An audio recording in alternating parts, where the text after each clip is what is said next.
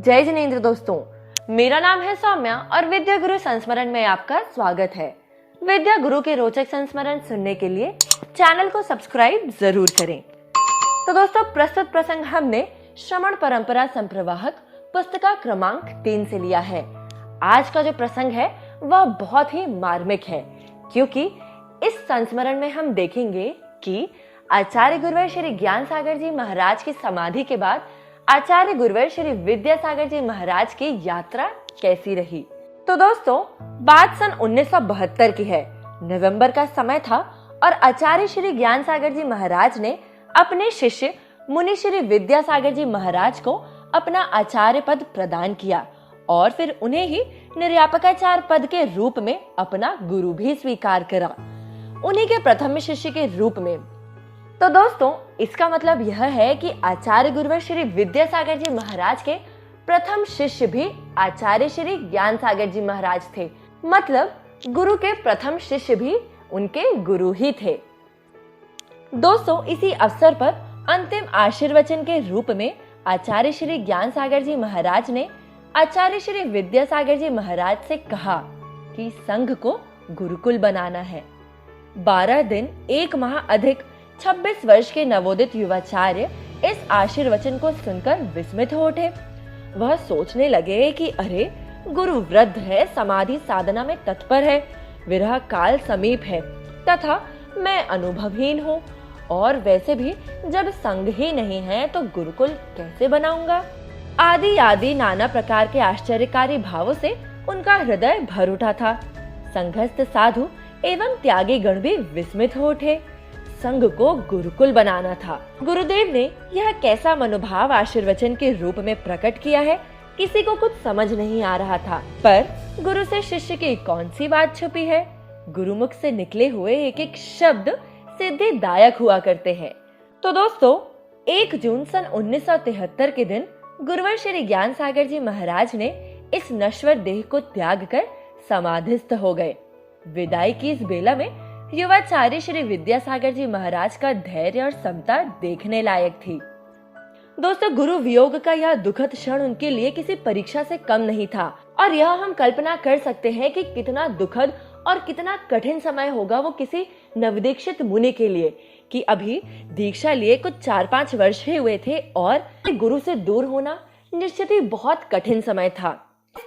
और यह जो परीक्षा थी उसमें आचार्य भगवान उत्तीर्ण हो गए, और होते भी क्यों ना, क्योंकि वह उस क्षण में भी एक महान गुरु के महान शिष्य जो थे। इन क्षणों में उन्हें एक अत्यंत निष्प्रही, निर्मोही और कर्तव्यनिष्ठ आचार्य बना दिया था। गुरुवर श्री ज्ञान सागर जी महाराज की समाधि के 2 दिन बाद ही, यानी 4 जून 1973 को आचार्य भगवान अपने गुरु की समाधि स्थली नसीराबाद राजस्थान को प्रणाम कर वहां से विहार कर गए। साथ में थे क्षुल्लक श्री स्वरूपानंदी महाराज जी। तो दोस्तों, आचार्य भगवान का अपने गुरु के परोक्ष सानिध्य में यह प्रथम विहार था। जिसने कभी अपने गुरुवर का सानिध्य एवं सामीप्य जहां 1 मिनट के लिए नहीं छोड़ा हो, वहां अब उन्हें गुरुवर की समाधि के उपरांत उनके बिना आगे की यात्रा अकेले ही करनी थी। पहले गुरु का हाथ थामकर चलते थे, पर अब गुरु की आज्ञा थामकर चलना था। अब उनके साथ गुरु का प्रत्यक्ष सानिध्य तो नहीं था, परंतु गुरु की शिक्षाएं और उनकी आज्ञा प्रतिपल उनकी संगिनी बनी हुई थी, जिसके सहारे मोक्ष मार्ग के पथ पर कदम दर कदम बढ़ाना था। और हुआ भी यही कि वे अपनी निर्दोष साधना के द्वारा स्व पर कल्याण में तत्पर रहते हुए गुरु महाराज के बताए मार्ग और आगम के अनुसार मोक्ष मार्ग पर बढ़ने लगे। वर्षा युग स्थापना का समय नजदीक आ रहा था। लोग हैरान थे कि महाराज आखिर जा कहाँ रहे हैं, क्योंकि गुरुदेव कुछ बतलाते भी नहीं हैं, और आचार्य श्री जी के कदम नसीराबाद से दूर होते जा रहे थे। श्रावक साथ में रहते हुए भी ये नहीं समझ पा रहे थे कि आखिरकार आचार्य गुरुवर कहाँ जा रहे हैं। साथ में चलने वाले एक गुरु भक्त श्रावक श्री इंद्रचंद जी पाठनी ने बताया कि हम सभी श्रावक नारे लगाने लगे कि हम सबकी है अभिलाषा, नसीराबाद में हो चौमासा। नगर के बाहर तक हजारों लोग गुरुदेव को छोड़ने के लिए गए। पूरे रास्ते आचार्य श्री जी के मुख मुद्रा पर गंभीरता व्याप्त थी। उनके पैर तो चल रहे थे किंतु गुरुदेव नहीं चल रहे थे और उन्हें पूर्व में कभी भी ऐसा नहीं देखा गया था, क्योंकि आचार्य भगवंत के चेहरे में सदा ही एक उत्साह, ताजगी और जोश, साथ ही साथ होश, प्रसन्नता छाई रहती थी। किंतु उस दिन विहार में उनका गुमसुम रहना सभी को बहुत अखर रहा था। उनकी नीची आंखें गुरुवर ज्ञान सागर जी महाराज के पद चिन्हों को मानो खोज रही थी। उनका मौन गुरुदेव से वार्तालाप कर रहा था। उनका मन गुरुदेव की शिक्षाओं को स्मरण कर रहा था और उनका हृदय मानो गुरु चरणों से चिपका हुआ था।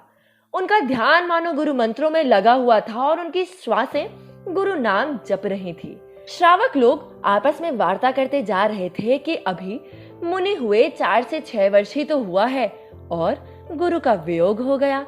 इतनी लंबी जिंदगी पड़ी है, कैसे होगा सब कुछ। ऐसी वार्ता करते हुए जैसे ही वीर चौराहा आया तो श्रावकों ने आचार्य गुरुवर से कहा, महाराज चौराहा आ गया है। तब गुरुदेव बोले, अच्छा अच्छा, आ ही गया चौराहा।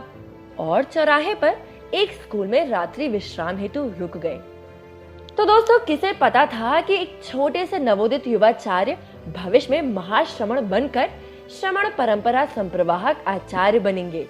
गुरु वियोग के बाद से एक महाश्रमण के गुरुकुल पथ की यात्रा का आरंभ होता है।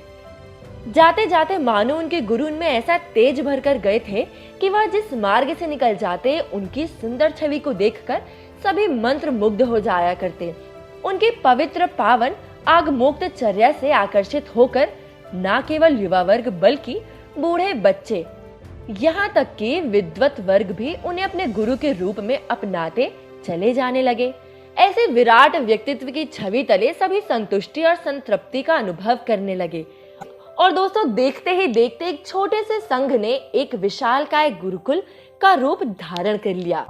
ऐसे संत शिरोमणि आचार्य गुरुवर श्री विद्यासागर जी महामुनिराज के पावन चरणों में त्रिवार नमोस्तु। तो दोस्तों, फिर मिलेंगे किसी नए संस्मरण के साथ। तब तक गुरु भक्ति में लीन रहें और अपना ख्याल रखें। हमसे हमारे YouTube, Facebook और WhatsApp ग्रुप से जुड़े रहें। तब तक के लिए सादर जय जिनेंद्र।